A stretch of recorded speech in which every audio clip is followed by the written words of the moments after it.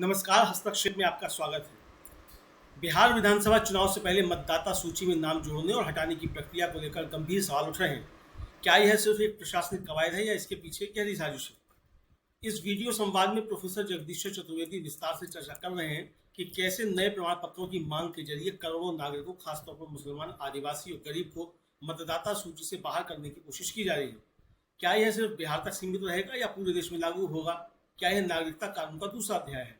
देखिए, समझिए, साझा कीजिए, क्योंकि ये सिर्फ वोट का नहीं, हमारे मानवीय अस्तित्व का सवाल है। तो आइए सुनते हैं क्या राय है प्रोफेसर जगदीश्वर चतुर्वेदी। सिर्फ एक प्रशासनिक कवायद है या इसके पीछे गहरी साजिश है?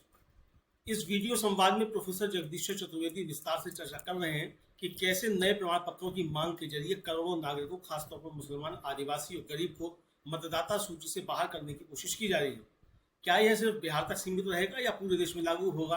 क्या यह नागरिकता कानून का दूसरा अध्याय है? देखिए, समझिए, साझा कीजिए, क्योंकि ये सिर्फ वोट का नहीं, हमारे मानवीय अस्तित्व का सवाल है। तो आइए सुनते हैं क्या राय है प्रोफेसर जगदीश्वर चतुर्वेदी। सिर्फ एक प्रशासनिक कवायद है या इसके पीछे गहरी साजिश है? इस वीडियो संवाद में प्रोफेसर जगदीश्वर चतुर्वेदी विस्तार से चर्चा कर रहे हैं कि कैसे नए प्रमाण पत्रों की मांग के जरिए करोड़ों नागरिकों, खासतौर पर मुसलमान, आदिवासी और गरीब को मतदाता सूची से बाहर करने की कोशिश की जा रही है। क्या यह सिर्फ बिहार तक सीमित रहेगा या पूरे देश में लागू होगा? क्या यह नागरिकता कानून का दूसरा अध्याय है? देखिए, समझिए, साझा कीजिए, क्योंकि ये सिर्फ वोट का नहीं, हमारे मानवीय अस्तित्व का सवाल है। तो आइए सुनते हैं क्या राय है प्रोफेसर जगदीश्वर चतुर्वेदी। सिर्फ एक प्रशासनिक कवायद है या इसके पीछे गहरी साजिश है? इस वीडियो संवाद में प्रोफेसर जगदीश्वर चतुर्वेदी विस्तार से चर्चा कर रहे हैं कि कैसे नए प्रमाण पत्रों की मांग के जरिए करोड़ों नागरिकों, खासतौर पर मुसलमान, आदिवासी और गरीब को मतदाता सूची से बाहर करने की कोशिश की जा रही है। क्या यह सिर्फ बिहार तक सीमित रहेगा या पूरे देश में लागू होगा? क्या यह नागरिकता कानून का दूसरा अध्याय है? देखिए, समझिए, साझा कीजिए, क्योंकि ये सिर्फ वोट का नहीं, हमारे मानवीय अस्तित्व का सवाल है। तो आइए सुनते हैं। बिहार के चुनाव के पहले से जो इलेक्शन कमीशन ने जो मतदाता सूची में नाम दर्ज कराने का जो फरमान जारी किया है, उस पर तरह तरह की प्रतिक्रियाएं आ रही हैं।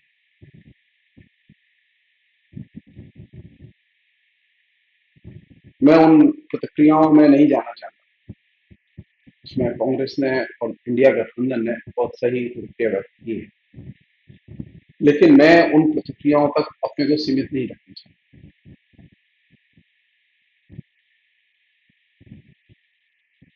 असल में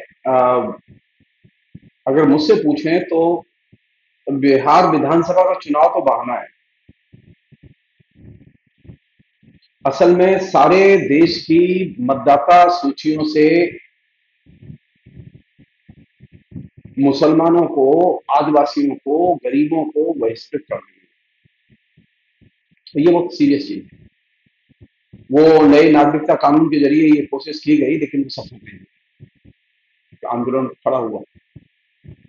अब लोग सोच रहे हैं कि ये मतदाता सूची का प्रश्न नहीं है। बिहार का मतदाता लोकसभा के चुनाव में मत दे चुका है और वो ऑफिशियल मतदाता है।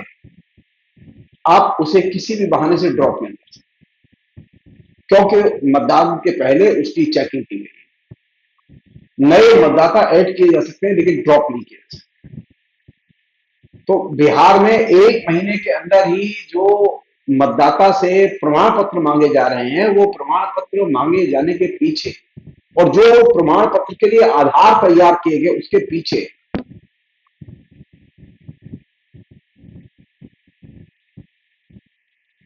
एकमात्र मंशा है कि बड़े पैमाने पर लोगों को मतदाता सूची से बाहर करना।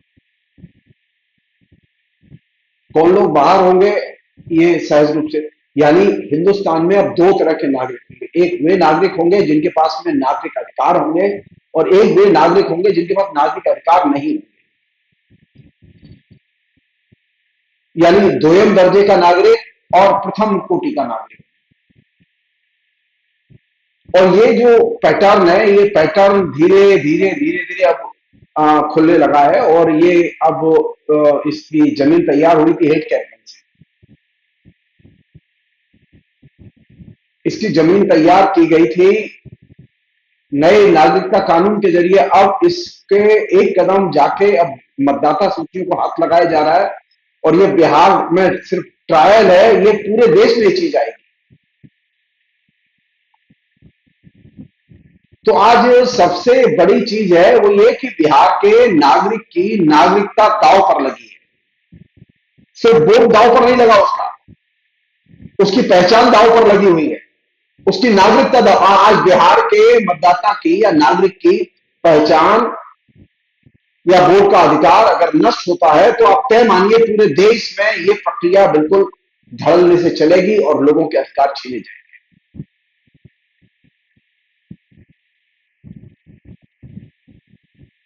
इलेक्शन कमीशन ने विपक्षी दलों के साथ बातचीत में जिस तरह का रवैया अपनाया और जिस तरह की बातें कही, वो चिंता की हैं। वो इलेक्शन कमीशन के डेमोक्रेटिक कॉन्स्टिट्यूशनल रवैये को व्यक्त नहीं करती।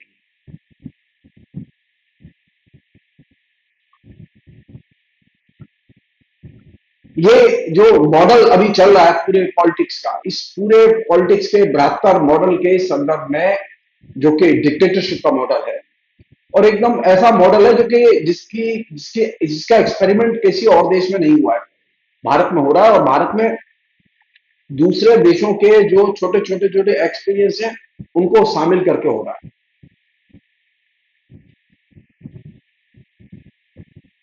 इस मॉडल की सबसे बड़ी अब विशेषता क्या थी? पहली विशेषता ये थी कि उसने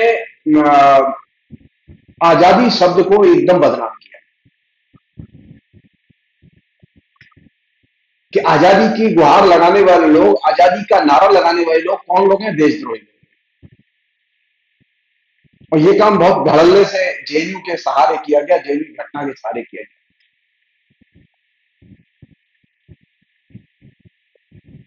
और जो आजादी का नारा लगा रहे हैं वे लोग देशद्रोही है और उनके खिलाफ में दंडात्मक कार्रवाई होनी चाहिए। उन्हें राजनीतिक तौर पर नियंत्रण में रखा जाना चाहिए। उनको कहीं पर भी मीटिंग करने की, जनसभा करने की, जलसे करने की, गोष्ठी करने की अनुमति नहीं दी जानी चाहिए। और ये इसलिए किया जा रहा है क्योंकि देश की सुरक्षा खतरे में, और ये सुरक्षा के लिए सबसे ज्यादा खतरनाक है।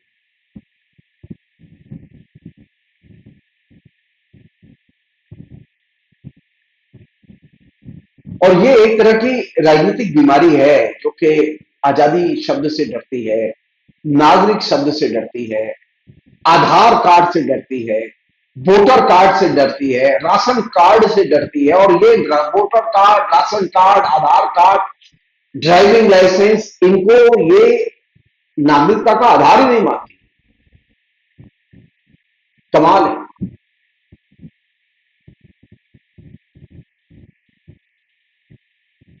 जो लोग सोच रहे हैं कि ये खाली ये इलेक्शन तो बहाना है,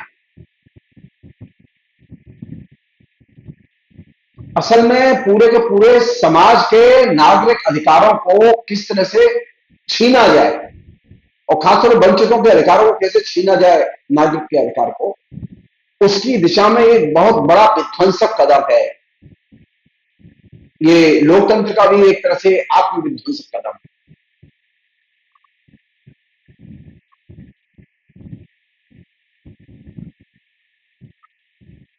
जो लोग मोदी के नशे में हैं उनके लिए नॉर्मल है, क्योंकि वे पहले आजादी का भी अर्थ नहीं समझते थे और आजादी को बदनाम करने में लगे हुए थे। और आजादी का नारा जो लोग लगा रहे थे उनको बदनाम करने में लगे लगे हुए थे। जेएनयू जो हिंदुस्तान का गौरव है, जेएनयू से निकले हुए स्कॉलर जो हिंदुस्तान की ब्यूरोक्रेसी, पॉलिटिक्स, इसके गौरव हैं, उसको भी ये लोग बदनाम करने में लगे हुए थे। और ये इस तरह की चीजें, यानी जब आप आजादी को बदनाम करते हैं, जब आप नागरिकता को बदनाम करते हैं और नागरिकता पर क्वेश्चन मार्क करते हैं, तो आप एक तरह से मानवीय अस्तित्व को ही अस्वीकार करते हैं। आज बिहार के नागरिक के सामने मानवीय अस्तित्व का प्रश्न है, सिर्फ वोटर लिस्ट में नाम का प्रश्न नहीं है। मेरी साफ धारणा है कि विपक्ष को एकजुट होकर इसके खिलाफ जन आंदोलन करना चाहिए। ये कानून के जरिए रुकने वाला नहीं है, क्योंकि ये मानवीय अस्तित्व का मूल प्रश्न है कि हिंदुस्तान में डेमोक्रेसी रहेगी या नहीं रहेगी, हिंदुस्तान में नागरिकता रहेगी या नहीं रहेगी, हिंदुस्तान में पैदा होने वाले व्यक्ति की।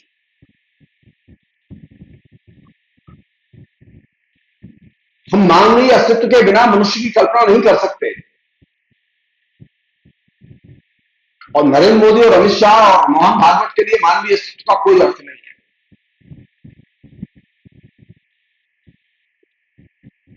वे मानवीयता और मानवता इन सबको एक सिरे से अस्वीकार करते हैं। वे हर चीज को कानून की नजर से परिभाषित करना चाहते हैं।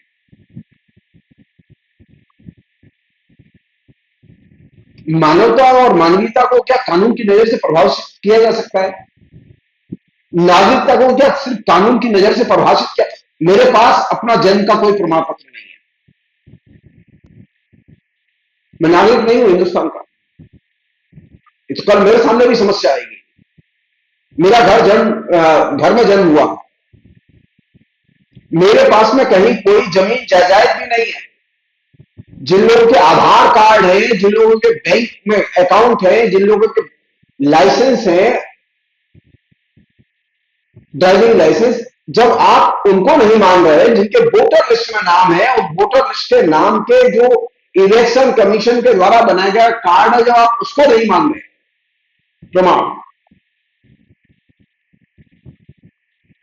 तो इसका अर्थ यह है कि आपने तय कर रखा है कि हम एक सिरे से भारत में दो तरह के भारत बनाएंगे। एक वह भारत जिसमें नागरिक होंगे और एक वह भारत जिसमें दो दर्जे के नागरिक होंगे। नागरिक वे होंगे जिनके पास में वोटिंग अधिकार होगा, और वोटिंग अधिकार किनके पास होगा?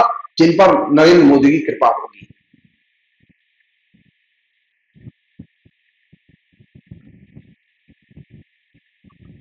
इलेक्शन कमीशन जिस तरह से वोटर लिस्ट से परेशान है, इतना वोटर लिस्ट से परेशान उसे पार्लियामेंट के इलेक्शन में नहीं देखा गया। यही इलेक्शन कमीशन था। ये जो वोटर लिस्ट में मैनिपुलेशन करने की जो प्रक्रिया शुरू हुई महाराष्ट्र हरियाणा के इलेक्शन से, अब वो एकदम बृहदाकार रूप में बिहार में आ गई है।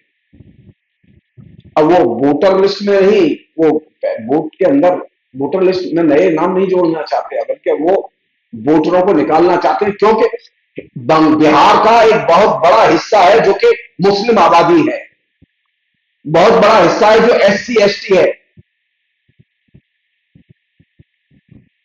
OBC है। इसे कैसे साइज किया जाए?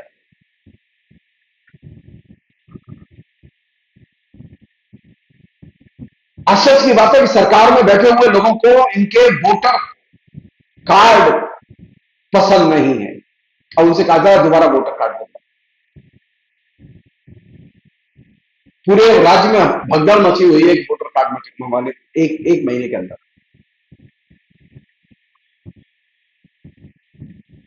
इसे कहते हैं, दूसरा जो इसका पक्ष है वो है जनता को उत्पीड़ित करके आनंद लेना।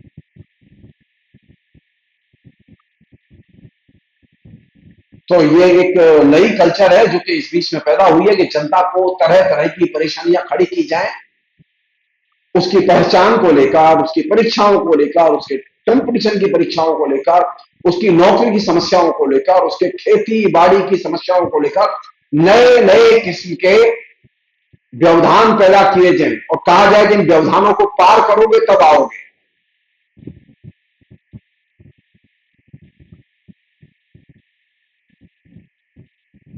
और जो लोग इन व्यवधानों से निकलना चाहते हैं, उन्हें आप सोचिए उनको कितनी कष्ट होगा। तो अब मेरा मानना यह है कि ये बिहार में सिर्फ नागरिकता का प्रश्न ही दांव पर नहीं लगा, बल्कि बिहार के या भारत के नागरिकों के मानवीय अस्तित्व का खतरा है। भारत सरकार उनके मानवीय अस्तित्व को मानने के लिए तैयार नहीं है।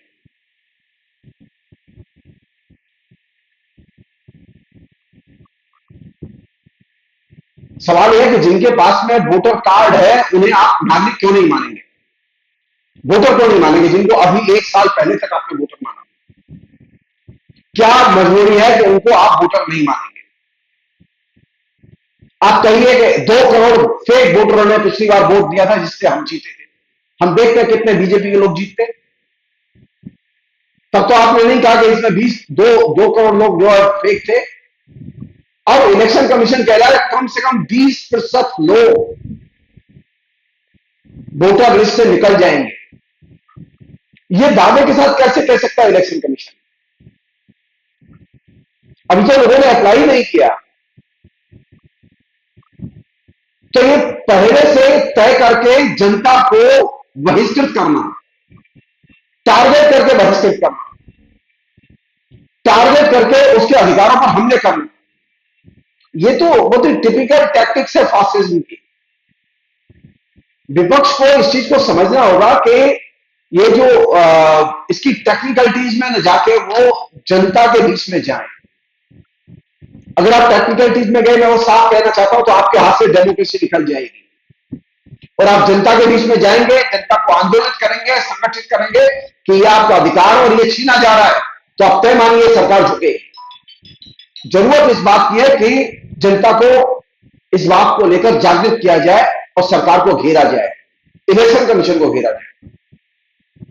ये सब नागरिकता का प्रश्न नहीं है, ये हर बिहारी व्यक्ति के मानवीय अस्तित्व को बचाने का प्रश्न है, क्योंकि जो पहचान उसकी थी भारत में अब तक, वो पहचान के कार्ड अब इलेक्शन कमीशन स्वीकार नहीं कर रहा। और ये पैटर्न अगर एक बार बिहार में सफल हो गया तो ये बंगाल जाएगा, असम जाएगा और दूसरे राज्यों में जाएगा, पूरे देश में जाएगा, और फिर इसके आधार पर वो नागरिकता रजिस्टर बनाएंगे और फिर उसमें से लोगों को छांट के अलग कर दिया जाएगा। किस तरह के हमले हो रहे हैं, जबरदस्ती बिना किसी विचार के, विमर्श के, संधान के लोगों को एकदम खदेड़ के बाहर किया जा रहा है। और यह प्रक्रिया भारत में भी चलेगी। अभी छोटे स्केल पर चल रही है, पहलगांव के बहाने आसाम में विदेशियों को निकालने के बहाने, उनके किसी भी कार्ड को सरकार मानने के लिए तैयार नहीं है। जो सरकार के बने हुए कार्ड हैं उनके अस्तित्व को मानने के लिए तैयार नहीं है। तो इसलिए ये सबसे बड़ी समस्या यह है, नरेंद्र मोदी इलेक्शन कमीशन के बहाने मानवीय अस्तित्व को ही अस्वीकार करने में लगे हुए हैं। अर्थात सबसे पहले इस आदेश के खिलाफ में बीजेपी को जाके इलेक्शन कमीशन को मेमोरेंडम देना चाहिए था, क्योंकि बीजेपी को कोई परेशानी नहीं है। इसका मतलब यह है कि बीजेपी इसके साथ है, इसका मतलब है केंद्र सरकार इसके साथ है। अर्थात केंद्र सरकार को प्रतिवाद करना चाहिए कि हमारा वोटर कार्ड क्यों मान्य नहीं होगा, हमारा आधार कार्ड क्यों मान्य नहीं होगा। आधार कार्ड सब जगह मान्य है, लेकिन यहां मान्य क्यों नहीं होगा? कौन सी ऐसी मजबूरी है, कौन सी ऐसी मजबूरी है कि एक महीने के अंदर 13 करोड़ लोग अपने नाम दर्ज कराएं, उसमें से 8 करोड़ मतदाता है।